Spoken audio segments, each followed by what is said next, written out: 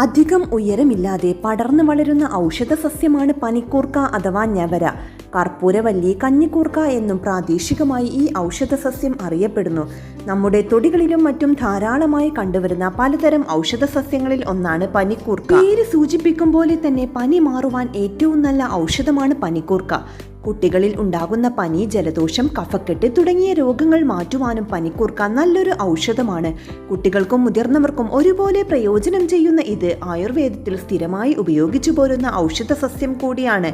ഇതിന്റെ ഇലയിട്ട് തിളപ്പിച്ച വെള്ളം കുടിക്കുന്നതും പനിക്കൂർക്കയുടെ ഇല പിഴിഞ്ഞെടുത്ത നീര് സേവിക്കുന്നതും ആരോഗ്യത്തിനും രോഗപ്രതിരോധ ശേഷി വർദ്ധിപ്പിക്കുന്നതിനും പലതരത്തിലുള്ള രോഗങ്ങൾ ക്ഷമിക്കുവാൻ വേണ്ടിയുള്ള ഒരു ഉത്തമ പ്രതിവിധിയാണ്. മുതിർന്ന ആളുകൾ പലരും നേരിടുന്ന ഒരു പ്രശ്നമാണ് സന്ധിവാതം.